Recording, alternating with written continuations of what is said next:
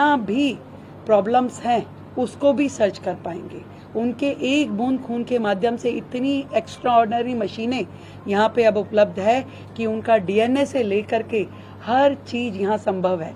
इस विभाग ने वो मशीनें भी अपने पास खरीदी हैं जिसके माध्यम से बाल हो, कोई आपका सलाइवा हो या छोटे से भी शरीर के पसीने, थूक, किसी चीज से हम कह सकते हैं जिसके माध्यम से आपका डीएनए सर्च हो सकता है। ये बहुत बड़ी बात है। और इसी तरीके से यहाँ पे जो एक विभाग आज जिसका हमने उद्घाटन किया, नेट टेस्टिंग, जो न्यूक्लियोसाइड एसिड टेस्टिंग है, जिसमें आज हम ब्लड डोनेशन इतने मास स्केल पे चलता है। लोगों को जीवन बचाने के लिए जब ब्लड यूनिट की जरूरत होती है और उसको किसी टेस्टिंग लैब में भेजा जाए कि डोनर के ब्लड में तो कोई प्रॉब्लम नहीं है, कोई बीमारी नहीं है, उसको जांचने के लिए अभी तक 45 दिन का समय लगता था। पहली बार दिल्ली में इन हाईटेक मशीनों को खरीदा गया जिसके माध्यम से विद इन 2 डेज आप उस खून के अंदर किसी भी प्रकार की बीमारी को जांच सकेंगे और उसको क्लियर पाया जाने पे जिसका जीवन बचाने के लिए खून देना है वो खून दिया जा सकेगा। इसी तरीके से एक और यूनिट जिसका आज हमने उद्घाटन किया है, स्तनपान प्रबंधन इकाई यानी लैक्टेशन मैनेजमेंट यूनिट। ऐसे बहुत सारे बच्चे शहर में जन्म लेते हैं जो कि प्री मैच्योर होते हैं, उनकी माँ इस हालत में नहीं होती कि उनको माँ का दूध मिल सके। ऐसे में जो माँ अपना दूध दूसरे बच्चे को दे पाने की स्थिति में है, उन सबका एक जिसे कहें मिल्क यूनिट बना करके, एक मिल्क बैंक बना करके उन बच्चों को जिनकी माँ उन्हें दूध नहीं दे पा रही, उन बच्चों को भी अब दूध देना संभव होगा। और हम सब जानते हैं कि माँ का जो दूध है वो बच्चे के लिए कितना आवश्यक है। मैं आज पूरे दिल्ली की जनता को एक चीज जरूर बताना चाहूंगी। हमें बड़ा अफसोस है कि पिछली सरकारें 10 साल 11 साल के अपने कार्यकाल में ऐसी स्थिति में दिल्ली हमें सौंप के गई है, विरासत में जो हमें मेडिकल इंफ्रास्ट्रक्चर दिया गया है जिसका वो ढोल पीटते थे, उसकी सच्चाई जरूर मैं बताना चाहूंगी। यदि WHO की गाइडलाइन ये है कि 1000 लोगों पे कम से कम 2 बेड हॉस्पिटल के जरूर होने चाहिए, आज वास्तु स्थिति ऐसी है कि सरकारी तंत्र में केवल 0.42 बेड यानी कि एक बेड भी 1000 लोगों पे दिल्ली के मेडिकल तंत्र में अभी उपलब्ध नहीं है। कितने अफसोस की बात है। और यदि हम प्राइवेट सेक्टर को भी जोड़ लें तो दिल्ली में 1.5 बेड उपस्थित है दिल्ली के लोगों के लिए पर यूनिट 1000 लोगों पे। कितने अफसोस की बात है। जो अपनी इतना व्याख्यान करते थे, आज दिल्ली के लोगों को स्वास्थ्य तंत्र क्या दिया जा रहा है। पिछले कोविड के समय में किस तरीके से लोग ऑक्सीजन के कारण से, बेड की उपलब्धता ना होने के कारण से, इलाज ना मिलने के कारण अपनी जानें गंवा चुके। आज यदि दिल्ली जो देश की राजधानी है उसमें भी ये स्थिति अगर है कि पूरे के पूरे मेडिकल को हम देखें, पूरे के पूरे इस प्रशासन को देखें तो 50% जो है वो प्राइवेट सेक्टर के पास है और 50% में से आधा दिल्ली गवर्नमेंट का है और आधा सेंट्रल गवर्नमेंट का है। इस स्थिति में हम कैसे अपने प्रशासन को चला सकते हैं। आज दिल्ली के लोगों को जो जरूरत है कि कम से कम इलाज की कमी के कारण कोई ना मरे। आज मैं यहाँ अस्पताल में भी आई हूँ, मैं देख रही हूँ कि हजारों लोग ओपीडी की लाइनों में खड़े हैं, दवाई लेने के लिए लाइनों में खड़े हैं। कहाँ कहाँ दिक्कत है इसको हमने सर्च किया। पहला, जो दवाइयों की कमी होती थी उसको हमने पूरा करवाने के लिए पूरा का पूरा प्रोसीजर चालू किया कि कम से कम अस्पतालों में दवाई की कमी ना रहे। उसका सेंट्रल प्रोक्योरमेंट का एक ट्रांसपेरेंट पॉलिसी बनाई जिसके माध्यम से दवाइयाँ लिए और हर पेशेंट को दवाई मिल सके। दूसरा, आज स्टाफ की कमी के कारण लोगों को कितनी दिक्कतें हैं। आज हॉस्पिटल एडमिनिस्ट्रेशन अपने आप को असहाय महसूस करता है जब वो देखता है कि पैरामेडिकल जो हमारा स्टाफ है, जो नर्सिंग स्टाफ है, जो डॉक्टर्स है, अगर वही उपलब्ध नहीं होंगे तो अस्पताल चलेंगे कैसे। तो आज यदि यहाँ पे घंटों की लाइन लगती है दवाई लेने के लिए, बिकॉज उनके पास वो दवाई देने के लिए स्टाफ ही उपलब्ध नहीं है। हमने ये तय किया है कि हम अपनी मेडिकल की आरआर को रिवाइज करेंगे, हम इस प्रोसीजर को, जिसमें रिक्रूटमेंट है अस्पताल एडमिनिस्ट्रेशन के लिए, उसको आसान करेंगे, उसको एक्सपीडाइट करेंगे, ताकि हॉस्पिटल्स के लिए कोई भी वैकेंसी जो है वो खाली ना रहे, चाहे वो डॉक्टर्स की है, चाहे वो नर्सिंग की है, पैरामेडिकल स्टाफ की है, सिक्योरिटी, पियोन और आपका सफाई कर्मचारी, किसी भी प्रकार की, उसके लिए।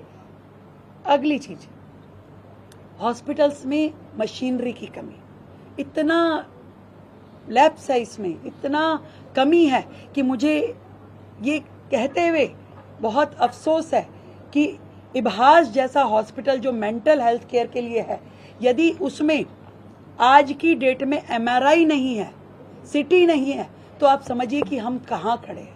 मेंटल हॉस्पिटल जहाँ पे दिमागी बीमारियों का इलाज होता है, एमआरआई उपलब्ध नहीं है, और उस स्वास्थ्य तंत्र का हम डंका बजाते थे कि हमने पता नहीं दिल्ली को क्या दे दिया। आज भी बड़े बड़े अस्पतालों में, पूरी दिल्ली के पूरे सरकारी तंत्र में केवल 6 एमआरआई काम कर रही है। सिटी स्कैन की भी ऐसी ही बुरी हालत है। मैं ये समझती हूँ दिल्ली की जनता का ये अधिकार है, उनको पूरी मेडिकल फैसिलिटी मिले, सभी प्रकार की टेक्निकल असिस्टेंस जो है वो हमारे हॉस्पिटल में होनी चाहिए। और इतना बड़ा अस्पताल, लोकनायक जैसा इतना बड़ा अस्पताल, जहाँ पे 7,000 डिलीवरीज डेली की सर ओपीडी पेशेंट हैं, और ऐसे ही डिलीवरी केसेस बहुतायत में हैं, और उनके लिए यदि 6 अल्ट्रासाउंड पे हम काम करेंगे तो संभव नहीं है। ऐसे ही हर मशीन के लिए, अल्ट्रासाउंड से लेके हर मशीन की उपलब्धता हो, इसके लिए हमारे मंत्री स्वयं, पूरी की पूरी सरकार इसके लिए काम करेगी। और आने वाले समय में हमारा टारगेट है कि दिल्ली को हम अपने इस 5 साल के कार्यकाल में 3 बेड पर यूनिट 1000 लोगों के उसको जरूर उपलब्ध कराए, जो कि WHO के भी पैरामीटर से ज्यादा होना चाहिए। देश की राजधानी में केवल देश के राजधानी के लोग इलाज करने के लिए नहीं आते, आसपास के NCR के बाकी राज्यों के लोग भी इलाज कराने आते हैं, और किसी को भी वापस करना, मना करना, ये हमारे ना सभ्यता में है और ना ही कानून में है। तो हमें सबको एंटरटेन भी करना होता है, सबका इलाज भी करना होता है, और ये कतई बर्दाश्त नहीं है कि एक बेड पे 2-2, 3-3 पेशेंट लेटे। उसके लिए हमें जो व्यवस्थाएं खड़ी करनी होगी, जिन अस्पतालों को ठीक करना होगा, एक्सटेंशन करनी होगी, नए अस्पतालों को ऑपरेट करना होगा, इसके लिए हम सारे काम करेंगे। मैं आज अपने 100 दिन की सरकार को अभी पूरा होने के कगार पे हम हैं। मैं ये समझती हूँ कि ये हमारी प्रतिबद्धता है दिल्ली की जनता के लिए, हमारी कमिटमेंट है कि हम दिल्ली की जनता को बेहतर इलाज की सुविधाएं दें। अब आयुष्मान भी शहर में लागू है, वय वंदन योजना भी है, आरोग्य मंदिर भी है, पर ये सब लोग, चाहे केंद्र सरकार के अस्पताल हैं, MCD के हैं, दिल्ली सरकार के हैं, सबको ऐसे इंटीग्रेटेड उसमें लेके आ पाए हम कि जहां पर प्राइमरी जो इलाज है उसके अस्पताल, जो सेकेंडरी हमारे हॉस्पिटल है, उन सब को आपस में इंटीग्रेट करते हुए सभी लोगों को बेहतर सुविधाएं मिले, इलाज मिले, कोई पेशेंट भी धक्के ना खाए। इसके लिए हम पूरी तरीके से काम करने के लिए तैयार हैं। हम ये नहीं कह रहे कि 100 दिन में हमने कोई झंडे गाड़ दिए, नहीं गाड़े, पर नीतिगत फैसले जो होने चाहिए सरकार के द्वारा, उसको हमने किया है। पारदर्शिता होनी चाहिए पूरे सिस्टम में, दवाइयों की खरीद में, एडमिनिस्ट्रेशन में, पोस्टिंग में, उसको हमने किया है। पूरा रिक्रूटमेंट हो, RR रिवाइज हो, इसके लिए हम चल रहे हैं, और पूरे तरीके से हॉस्पिटल्स में एक वर्किंग एटमॉस्फेयर हो, उसमें किसी प्रकार की कोई कमी ना रहे, ये हमारा प्रण है। तो मैं आज लोकनायक की पूरी टीम को बधाई देती हूँ कि आपने दिल्ली में ये नया मेडिकल इंफ्रास्ट्रक्चर जो क्रिएट किया है, जो मेडिकल जेनेटिक विभाग के द्वारा हमारी बिल्कुल ऐसी बीमारियों का इलाज हो पाएगा जो कहीं संभव नहीं था। बड़े बड़े अपोलो, मेदांता जैसे हॉस्पिटल में भी जो संभव नहीं था, वो इलाज अब हमारे लोकनायक हॉस्पिटल में हो पाएगा। और इसी तरीके से जो हमारा नेट टेस्टिंग वाला विभाग है, वो भी अपने आप में रेयर टू रेयर है, जो कि दिल्ली के लिए एक बहुत बड़ी अचीवमेंट है, जो अपनी सरकार के आने के बाद हुई है। और मैं ये समझती हूँ इसी तरीके से हम अपने मेडिकल इंफ्रास्ट्रक्चर को अपडेट करेंगे और जनता को बेहतर सुविधाएं देंगे। Thank you. मैम, दिल्ली में कोविड-19 के बहुत सारे मामले बढ़ रहे हैं, उसके लिए अभी फिलहाल क्या है? देखिए, जो कोविड के मैटर्स हैं हम लगातार उनके सर्च में हैं। अभी दिल्ली में के अस्पतालों में केवल 19 मामले जो एडमिशन हुए हैं, केवल 19 मामले आए हैं।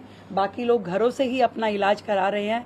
अभी उस स्टेज में कोविड नहीं है जिसके लिए हम कहें कि जनता को बहुत ज़्यादा परेशान होने की ज़रूरत है।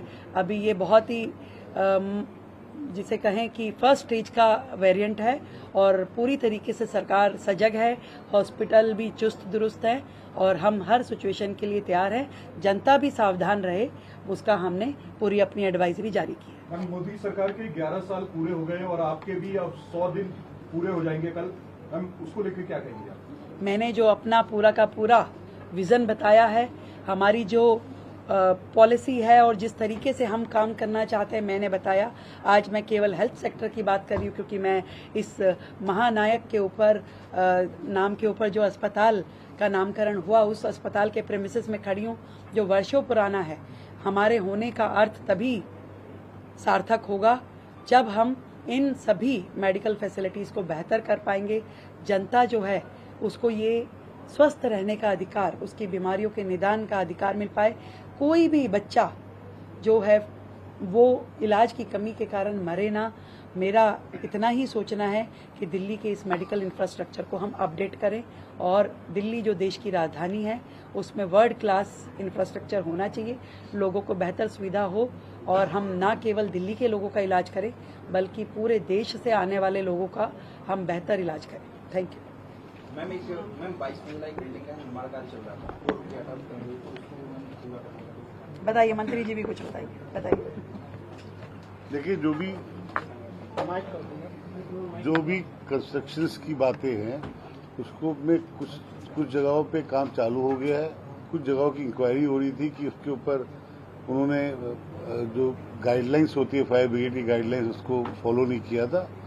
अब यहाँ पे सब कुछ क्लियर हो गया है, इसकी कंस्ट्रक्शन जल्दी चालू होगी, उसका काम पूरा होगा। मैं जोड़ना चाहूंगी 24 अस्पताल जो पिछली सरकार के दौरान उन्होंने शुरू तो किए पर खत्म नहीं किए, उसमें पहले से ही हजारों करोड़ रुपए लग चुके हैं और आज हमने एक एक्सपर्ट्स की टीम उसके पूरे सुपरविजन के लिए लगाई है जो एक एक अस्पताल को विजिट करके उसको किस प्रकार से आज के समय में उपयोग हो सकता है। क्योंकि मैंने पहले भी ये बात कही, 7 इंफ्रास्ट्रक्चर तो इसमें ऐसे हैं जो पिछले उस समय के कोविड समय के लिए बनाए गए थे, जो कि कोविड हॉस्पिटल के नाम से उन्होंने शुरुआत की थी, जहां केवल कोविड के बेड लगने का इंफ्रास्ट्रक्चर क्रिएट करने की कोशिश की गई थी जो पूरी नहीं हुई। आज की वर्तमान की स्थिति में वो बिल्डिंग और भी 1000 करोड़ रुपए लगाने के बाद भी वर्केबल नहीं है।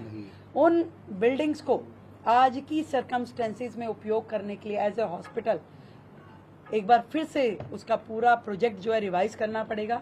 उसको हम रिवीजन पे लगा रहे हैं। उस बिल्डिंग का कैसे उपयोग हो सकता है, कैसे दिल्ली के इस मेडिकल इंफ्रास्ट्रक्चर में वो जुड़ सकते हैं, उस पर काम हो रहा है। हम ये चाहते हैं कि तुरंत एक एक हॉस्पिटल पे काम शुरू हो और उसके लिए जो भी रिसोर्सेज हमें जनरेट करने हैं उस पर हम तैयारी कर रहे हैं। Thank you so much. Ma'am 100 दिन पूरे हो गए हैं, अभी तक आपका सरकारी आवास तक जो है वो थैंक यू सो मच।